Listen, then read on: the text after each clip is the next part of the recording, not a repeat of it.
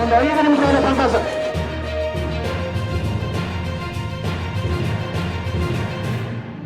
ಅವರು ಕೈಗೊಂಡಂತ ತೀರ್ಮಾನವನ್ನು ವಿರೋಧ ಮಾಡುತ್ತಾ ಮೋದಿ ಮತ್ತು ಅಮಿತ್ ಶಾ ಅವರ ನೇತೃತ್ವದ ಕೇಂದ್ರದ ಬಿಜೆಪಿ ನೇತೃತ್ವದ ಸರ್ಕಾರದ ಈ ರಾಜ್ಯಪಾಲರನ್ನ ಬಳಕೆ ಮಾಡಿಕೊಂಡು ಕರ್ನಾಟಕದ ಜನತಂತ್ರ ಮತ್ತು ಪ್ರಜಾತಂತ್ರ ನೀತಿಯಲ್ಲಿ ಆಯ್ಕೆಯಾದಂಥ ನನ್ನ ಸಿದ್ದರಾಮಯ್ಯನವರ ವಿರುದ್ಧವಾಗಿ ಬಿಜೆಪಿಯವರ ಸೃಷ್ಟಿ ಮಾಡಿದಂತ ಕನ್ನಡದಲ್ಲಿ ಬಿಜೆಪಿಯವರ ಕಾಲದಲ್ಲಿ ಆದಂತ ಇವೆಲ್ಲ ಕಾನೂನಿನ ವ್ಯವಸ್ಥೆಗಳನ್ನು ಇವತ್ತು ಅವ್ರ ಕೈಗೆ ತೆಗೆದುಕೊಳ್ಳುವುದರ ಮೂಲಕ ಇವತ್ತು ಕರ್ನಾಟಕದ ಸಿದ್ದರಾಮಯ್ಯನವರ ನೇತೃತ್ವದ ಕಾಂಗ್ರೆಸ್ ಸರ್ಕಾರವನ್ನ ಅಭದ್ರ ಮಾಡುವ ನಿಟ್ಟಿನಲ್ಲಿ ಏನು ಕ್ರಮ ಮಾಡ್ತಾ ಇದ್ದಾರೆ, ಕಾನೂನಿನ ವಿರೋಧಿ ಕ್ರಮ, ಜನತಂತ್ರ ವಿರೋಧಿ ಕ್ರಮವನ್ನು ವಿರೋಧ ಮಾಡುವಂತ ಇವತ್ತು ಜಿಲ್ಲಾ ಕಾಂಗ್ರೆಸ್ ಅತ್ಯಂತ ದೊಡ್ಡ ಮಟ್ಟದಲ್ಲಿ ವಿರೋಧ ಮಾಡುವಂತ ಕೆಲಸವನ್ನು ನಾವು ಮಾಡ್ತಾ ಇದ್ದೀವಿ. ನಾವು ಉತ್ಸಾಹ ನಮಗೆಲ್ಲ ಅರ್ಥ ಆಗುತ್ತೆ. ಆದ್ರೆ ಇವತ್ತು ಜನತಂತ್ರದ ವ್ಯವಸ್ಥೆಗೆ ಬಿಜೆಪಿಯವರು ಮಾರಕವಾದ ರೀತಿಯಲ್ಲಿ ಇವತ್ತು ಕೆಲಸವನ್ನ ಮಾಡ್ತಾ ಇದ್ದಾರೆ. ಇವತ್ತು ಜನತಂತ್ರದ ಮೇಲೆ ನಂಬಿಕೆ ಇಲ್ಲದೆ ಇರುವಂತಹ ಬಿಜೆಪಿಯವರು ಈ ಹಿಂದೆ 2 ಬಾರಿ ಕೂಡ MLAಗಳನ್ನ ಕೊಳ್ಳೋದ್ರ ಮೂಲಕ ಅವರು ಸರ್ಕಾರವನ್ನು ರಚನೆ ಮಾಡಿದ ನೆನಪು ನಮ್ಮೆಲ್ಲರಿಗೂ ಇದೆ.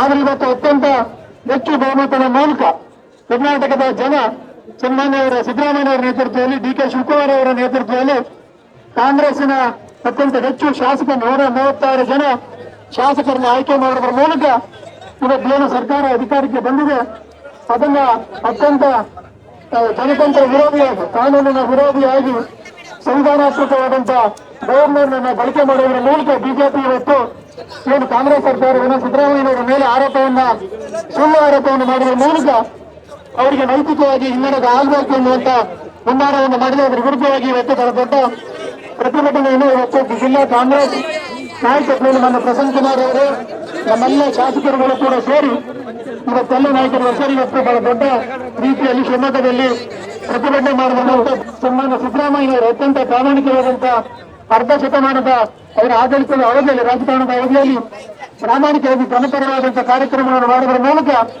ರಾಷ್ಟ್ರದ ಒಬ್ಬ ಪ್ರಮುಖ ನಾಯಕರಾಗಿ ಹೊರಹೊಮ್ಮಿದ್ದಾರೆ. ಅವರ ವಿರುದ್ಧ ಅವರು ಕ್ರಮ ರಾಜ್ಯಪಾಲರು ಮಾಡ್ತಾ ಇದ್ದಾರೆ. ಅಲ್ಲಿರುವಂತ ಕುಮಾರಸ್ವಾಮಿ ಅವರ, ಮುರಾರಿ ಅವರ, ಶಶಿಕಲಾ ಜೊಲ್ಲೆ ಅವರ ಏನು ಕೇಸ್ಗಳಿದ್ದಾನೆ ಯಾವುದೂ ಕೂಡ ಅನುಮತಿ ಕೊಡದೆ 24 ಗಂಟೆ ಒಳಗಡೆ ಕೊಟ್ಟಂತ ಒಂದು ದೂರಿಗೆ ಇವತ್ತು ರಾಜ್ಯಪಾಲರು ಬಿಜೆಪಿ ಅವರ ಸಂಪೂರ್ಣ ನಿರ್ದೇಶನದ ಮೇಲೆ ಏನು ಇವತ್ತು ಕಾನೂನಾತ್ಮಕ ಕ್ರಮ ಮಾಡಬೇಕು ಅನ್ನುವಂತ ಒಂದು ಕಾನೂನಿನ ವಿರೋಧಿ ಕೆಲಸವನ್ನು ಮಾಡಿದ್ದಾರೆ. ಅದನ್ನ ಪ್ರತಿಭಟನೆಯ ಮೂಲಕ ನಾವೆಲ್ಲ ರಾಜ್ಯಪಾಲರನ್ನ ವಿರುದ್ಧ ಮಾಡುವಂತದ್ದು, ರಾಜ್ಯಪಾಲರನ್ನ ಕೇಂದ್ರ ಸರ್ಕಾರ, ರಾಷ್ಟ್ರಪತಿಗಳು ಅವನ್ನ ವಾಪಸ್ ಕರ್ಸ್ಕೊಬೇಕು. ಜನತಂತ್ರ ವ್ಯವಸ್ಥೆಯಲ್ಲಿ 5 ವರ್ಷ ಅಧಿಕಾರವನ್ನು ಮಾಡೋದಕ್ಕೆ ಕಾಂಗ್ರೆಸ್ಗೆ ಸಿದ್ದರಾಮಯ್ಯ ನೇತೃತ್ವದಲ್ಲಿ ಜನ ಅಧಿಕಾರ ಮಾಡಿದ್ದಾರೆ, ಆಶೀರ್ವಾದ ಮಾಡಿದ್ದಾರೆ. ಅದು 5 ವರ್ಷ ಪೂರ್ತಿಗೊಳಿಸುವಂತದ್ದು ಜನಪರವಾದಂತಹ ಕಾರ್ಯಕ್ರಮಗಳು ಜನರಿಗೆ ತಲುಪುವ ರೀತಿಯಲ್ಲಿ ಇವತ್ತು ರಾಜ್ಯಪಾಲರು ಅವರು ಕೊಟ್ಟಂತ ನೋಟಿಸ್ ಅನ್ನು ವಾಪಸ್ ಪಡಿಬೇಕು. ಹಾಗೆ ಸಿದ್ದರಾಮಯ್ಯನವರಿಗೂ ಕೂಡ ಅತ್ಯಂತ ಪ್ರಾಮಾಣಿಕವಾದಂತ ಹಿಂದುಳಿದ ವರ್ಗದ ಒಬ್ಬ ನೇತಾರರು ಅರಸುವವರ ನಂತರ ಇವತ್ತು ಈ ರಾಜ್ಯದ ಎಲ್ಲ ಜನರ ಪರವಾದಂತ ಒಬ್ಬ ನಾಯಕರನ್ನ ಇವತ್ತು ನಾವೆಲ್ಲ ಬೆಂಬಲ ಕೊಡೋದ್ರ ಮೂಲಕ ಅವರ ಸರ್ಕಾರ ಪರಿಪೂರ್ಣವಾಗಿ 5 ವರ್ಷ ಜನಪರವಾದಂತ ಕಾರ್ಯಕ್ರಮ ನಡೆಸಬೇಕು ಅನ್ನೋ ಕಾರಣಕ್ಕಾಗಿ ಇವತ್ತು ಕೇಂದ್ರದ ವಿರುದ್ಧವಾಗಿ ಬಿಜೆಪಿ ಪ್ರಧಾನಮಂತ್ರಿ ಮತ್ತು ಗೃಹ ಸಚಿವರ ವಿರುದ್ಧವಾಗಿ, ನಮ್ಮ ಗವರ್ನರ್ ಗೆಹ್ಲೋಟ್ ಅವರ ವಿರುದ್ಧವಾಗಿ ವಿಶೇಷವಾದ ಪ್ರತಿಭಟನೆ ಮಾಡಿದ್ದು. ನೀವು ಬಂದಂತ ಪ್ರತಿಯೊಬ್ಬರಿಗೆ ವಿಶೇಷವಾದ ಕೃತಜ್ಞತೆಯನ್ನು ಸಲ್ಲಿಸ ನಮ್ಮ ಮಾತು ಮುಗಿಸಿ ಸನ್ಮಾನ್ಯ ಸಿದ್ದರಾಮಯ್ಯನವರ ವಿರುದ್ಧ ತನಿಖೆಯ ಆದೇಶವನ್ನು ಮಾಡಿದ್ದಾರೆ. ನಾವು ಇರುವಂತ ವಿಷಯವನ್ನ ಬಿಜೆಪಿಯವರಿಗೆ ಕೊಡೋಕೆ ತಯಾರಿದೆ. ನಾವು ಮೈಸೂರಿಗೆ ಇಲ್ಲದ ವಿಷಯ ಪಾದಯಾತ್ರೆ ಮಾಡಿದ್ದೀರಾ, ದಯಮಾಡಿ ಹಾಸನಕ್ಕೆ ಬಂದು ಪಾದಯಾತ್ರೆನ ಮಾಡಿ. ಹಾಸನ ಜಿಲ್ಲೆಯೊಳಗೆ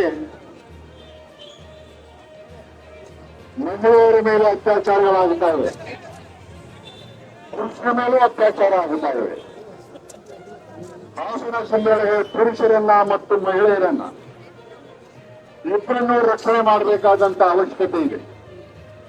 ಹಾಗಾಗಿ ಅತ್ಯಾಚಾರದ ವಿರುದ್ಧ ಸಂಸ್ಕೃತಿಯ ಮಾತನಾಡ್ತಕ್ಕಂಥ ಭಾರತೀಯ ಜನತಾ ಪಕ್ಷದವರು ಬೆಂಗಳೂರಿನಿಂದ ಹಾಸನಕ್ಕೆ ಪಾದಯಾತ್ರೆಯನ್ನ ಮಾಡಬೇಕು. ತಾವು ಅದೇ ರೀತಿ ಶಿವಮೊಗ್ಗಕ್ಕೂ ಕೂಡ ಪಾದಯಾತ್ರೆನ ಮಾಡಬೇಕು. ಇಲ್ಲೂ ಹಲವಾರು ಹಗರಣಗಳಿವೆ. ನೀವು ಪಾದಯಾತ್ರೆನ ಮಾಡೋದಾದ್ರೆ ಶಿವಮೊಗ್ಗದಲ್ಲಿ ನಾವೇ ನಿಂತು ಸ್ವಾಗತ ಮಾಡ್ತೇವೆ. ಇಲ್ಲಿರ್ತಕ್ಕಂಥ ಹಗರಣಗಳನ್ನ ತಮ್ಮ ಕೈಗೆ ಕೊಡ್ತೇವೆ. ಭ್ರಷ್ಟಾಚಾರದ ವಿರುದ್ಧ ಹೋರಾಟ ಮಾಡುವಂತ ಪ್ರಾಮಾಣಿಕ ಕಾಳಜಿ ತಮ್ಮ ಇದ್ರಿ.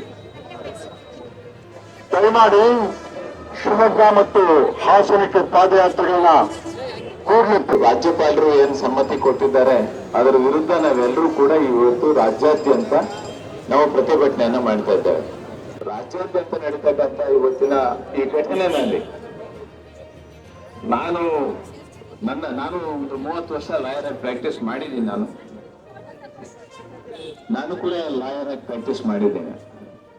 ನನ್ನ ಅರಿವಿಕೆ ಪ್ರಕಾರ, ನನಗೆ ಸಿಕ್ಕಿರ್ತಕ್ಕಂಥ ಲಭ್ಯತೆ ಮಾಹಿತಿ ಪ್ರಕಾರ ಈ ದೇಶದ ಕಾನೂನು ಸಂವಿಧಾನ ಮಾತ್ರ ಅಲ್ಲ, ಪ್ರಪಂಚದ ಯಾವುದೇ ಕಾನೂನಲ್ಲೂ ಕೂಡ ಸಿದ್ದರಾಮಯ್ಯನವ್ರನ್ನ ಇದರ ವ್ಯಾಪ್ತಿ ಒಳಗೆ ತರಕ್ ಸಾಧ್ಯ ಇಲ್ಲ ಅನ್ನೋದನ್ನ ಅರ್ಥ ಮಾಡ್ಕೋಬೇಕು. ಯಾವುದು ಕ್ರಿಮಿನಾಲಿಟಿ ಬರೋದು ಕೊಟ್ಟವನಿಗೆ ಅಷ್ಟೇ, ತಗೊಂಡವನಿಗಲ್ಲ. ಒಂದು ಸಾಮಾನ್ಯ ಜ್ಞಾನ ಇದು. ಇದಕ್ಕೆ ಈ ರಾಜ್ಯಪಾಲರನ್ನ ನಾನೇನ್ ತಿಳ್ಕೊಂಡಿದ್ದೀನಿ ಅಂದ್ರೆ, ಗೌರವಾನ್ವಿತ ರಾಜ್ಯಪಾಲರು ಬರೀ ರಾಜ್ಯಪಾಲರು ಕೆಲಸ ಮಾಡ್ತಾ ಇಲ್ಲ, ಕರ್ನಾಟಕ ಪ್ರದೇಶ ಭಾರತೀಯ ಜನತಾ ಪಾರ್ಟಿಗೆ ಗೌರವ ಅಧ್ಯಕ್ಷರಾಗಿ ಕೆಲಸ ಮಾಡ್ತಾರೆ. ಅದು ಸಮಸ್ಯೆ ಆಗಿರ್ತಕ್ಕಂಥದ್ದು. ಈಗ ನಾವು ಕರ್ನಾಟಕದಲ್ಲಿ 7 ಕೋಟಿ ಜನ ಇದ್ದೀವಿ. ನಾವೆಲ್ಲ ಕೊಟ್ಟ ಅರ್ಜಿನ ರಾಜ್ಯಪಾಲರು ಸ್ವೀಕರಿಸ್ತಿ ಯಾರ ಮೇಲೆ ಕ್ರಮ ತಗೋತಾರ ಅಥವಾ ಎಂಟರ್ಟೈನ್ ಮಾಡ್ಬೇಕಾದ ಅಗತ್ಯ ಇದೆಯಾ? ಅದು ಖಾಸಗಿಯಾಗಿ ಕೊಟ್ಟಿರ್ತಕ್ಕಂಥ ಕಂಪ್ಲೇಂಟ್. ಅದು ಅವ್ರನ್ನ ಒಳಗಡೆ ಬಿಟ್ಟಿರೋದೇ ಅಪರಾಧ ನನ್ನ ಲೆಕ್ಕದಲ್ಲಿ. ಅವನ ರಾಜ್ಯಪಾಲರಲ್ಲಿ ಈಗ ಒಬ್ಬ MLA ಅವರು, ಈಗ MLC ಇದ್ದಾರೆ ಬಲ್ಕೀಶ್ ಬಂದ್ರವರು, ಒಂದ್ ಅರ್ಜಿ ಕೊಟ್ಬಿಟ್ಟು ನನಗೆ ಇದೆ ಅಂದ್ರೆ 8 ದಿನ ಟೈಮ್ ತಗೋತಾರೆ ಒಳಗಡೆ ಹೋಗ್ಲಿಕ್ಕೆ. ಇವತ್ತು ಟೈಮ್ ಇಲ್ಲ, ನಾಳೆ ಟೈಮ್ ಇಲ್ಲ ಅಂತ. ಸಿದ್ದರಾಮಯ್ಯ ಅವ್ರ ವಿರುದ್ಧ ಒಂದು ಕಂಪ್ಲೇಂಟ್ ಕೊಡ್ತಾರೆ ಅಂತ ತಕ್ಷಣ ರಾಜಭವನದಲ್ಲಿ ಹೋಗಿ ಇವ್ರು ಕಂಪ್ಲೇಂಟ್ ಕೊಡ್ತಾರೆ ಅಂದ್ರೆ, whether it is there is any direction from the court? No. Is there any direction from the police? No. Police ಅಧಿಕಾರಿಗಳ ವರದಿ ಇಲ್ಲ, ನ್ಯಾಯಾಲಯದ ಆದೇಶ ಇಲ್ಲ, ಯಾರಾದ್ರೂ. ಹಾಗೆ ನಾವು 7 ಕೋಟಿ ಜನ ಹೋಗಿ ನಾವು ಕೊಟ್ಟರೆ ರಾಜ್ಯಪಾಲರು ಒಳಗಡೆ ಬಿಡ್ತಾರ? ಇವತ್ತು ಬಹಳ ಒಂದ್ಸರಿ ತಮಾಷೆನೂ ಅನ್ಸುತ್ತೆ. ಮತ್ತು ರಾಜ್ಯಾದ್ಯಂತ ಇವತ್ತು ನಮ್ಮ ಜನ ಪ್ರತಿನಿಧಿಗಳ ಏನು ದುರಾಡಳಿತ, ಕೇಂದ್ರ BJP ಮತ್ತು ರಾಜ್ಯದಲ್ಲಿರ್ತಕ್ಕಂಥ MP-ಗಳಾಗಿರ್ತಕ್ಕಂಥ ಕುಮಾರಸ್ವಾಮಿ ಅವರ ಒಂದು ದುರಾಡಳಿತದ ಬಗ್ಗೆ ನಾನು ಮಾತಾಡ್ಲಿಕ್ಕೆ ಇಷ್ಟಪಡ್ತೇನೆ. ಇವತ್ತು ಪ್ರಜಾಪ್ರಭುತ್ವದ ಪರಿಪಾಲಕರು, ಸಂವಿಧಾನದ ರಕ್ಷಕರು ಹಾಗೂ ಎಲ್ಲ ಧರ್ಮ, ಎಲ್ಲ ಜಾತಿ, ಎಲ್ಲ ವರ್ಗದ ಮಹಿಳೆಯರ, ರೈತರ, ಕಾರ್ಮಿಕರ, ಯುವಜನತೆಯ ಸರ್ವತೋಮುಖ ಅಭಿವೃದ್ಧಿಗಾಗಿ ಈ ರಾಜ್ಯದಲ್ಲಿ, ಈ ದೇಶದಲ್ಲಿ ನಾವೆಲ್ಲ ಕಂಡಿರ್ತಕ್ಕಂಥ ಧೀಮಂತ ನಾಯಕರು ಯಾರಾದರೂ ಇದ್ದಾರೆ ಅಂತಂದ್ರೆ ಅದು ಸನ್ಮಾನ್ಯ ಮುಖ್ಯಮಂತ್ರಿಗಳಾಗಿರ್ತಕ್ಕಂಥ ಸಿದ್ದರಾಮಯ್ಯನವರು ಅಂತ ನಾನು ಬಹಳ ಹೆಮ್ಮೆಯಿಂದ ಹೇಳ್ಕೊಳ್ಳಿಕ್ಕೆ ಇಚ್ಛೆ ಪಡ್ತೇನೆ. ಇವತ್ತು ಪಾರದರ್ಶಕವಾದ ಹಾಗೂ ಸ್ವಚ್ಛ ಹಸ್ತದ ಮುಖ್ಯಮಂತ್ರಿಗಳು. ಇವತ್ತು ನಮ್ಮ ರಾಜ್ಯದಲ್ಲಿ 2ನೇ ಬಾರಿ ಅವರು ಮುಖ್ಯಮಂತ್ರಿಗಳಾಗಿದ್ದಾರೆ. ಶೋಷಿತ ಸಮುದಾಯದ ಒಬ್ಬ ಮಹಾನ್ ನಾಯಕ 2 ಬಾರಿ ಮುಖ್ಯಮಂತ್ರಿಗಳಾಗಿರ್ತಕ್ಕಂಥದ್ದು ಈ ದೇಶದಲ್ಲಿರ್ತಕ್ಕಂಥ ಶ್ರೇಣೀಕೃತ ವ್ಯವಸ್ಥೆಯ ಮನುವಾದಿಗಳಾಗಿರ್ತಕ್ಕಂಥ ಯಥಾಸ್ಥಿತಿವಾದಿಗಳಿಗೆ ತಡ್ಕೊಳಕ್ಕಾಗ್ತಾ ಇಲ್ಲ.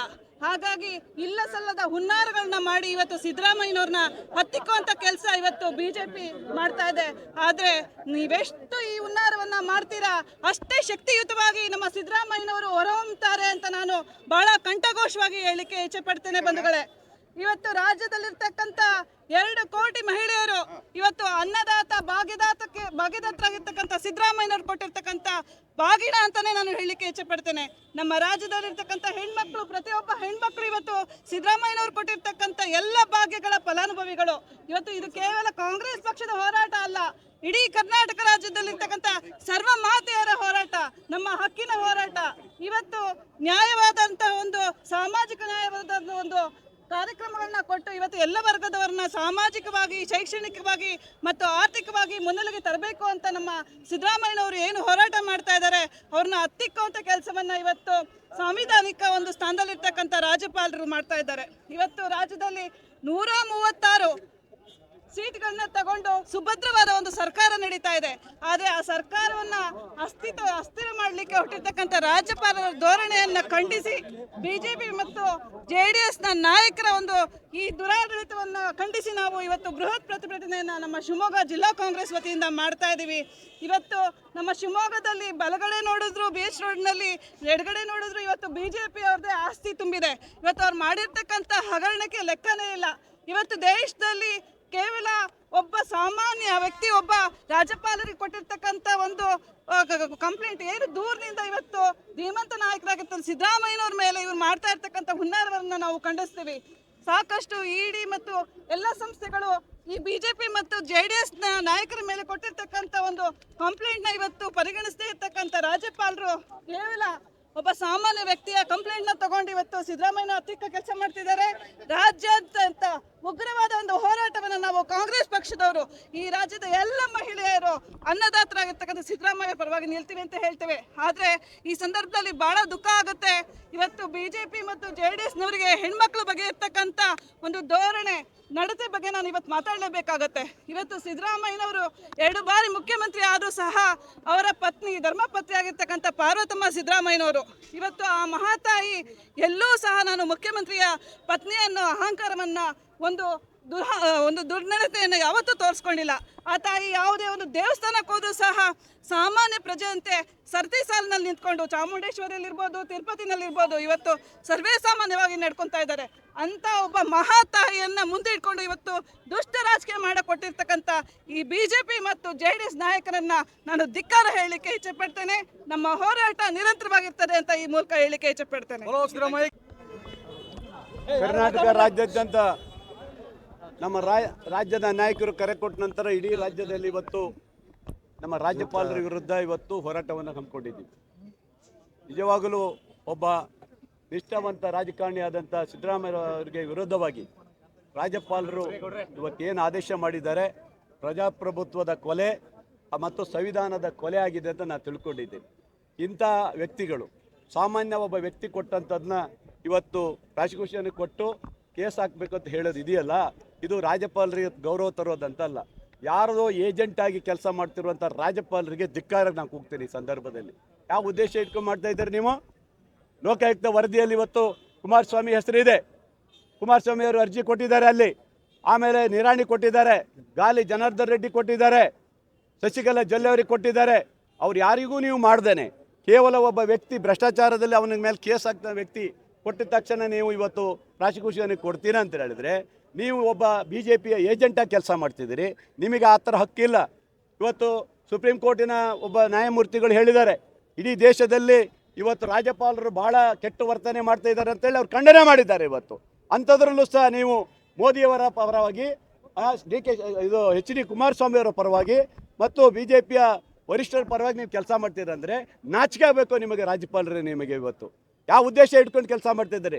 ಈ ರಾಜ್ಯದಲ್ಲಿ 136 ಸೀಟು ನಾವು ಗೆದ್ದಿದ್ದೀವಿ. BJPಯವ್ರು ನೀವೇನೂ ಮಾಡೋಕ್ಕಾಗಲ್ಲ. ನಿಮಗೆ ತಾಕತ್ತು ದಮ್ಮಿರಲಿಲ್ಲ.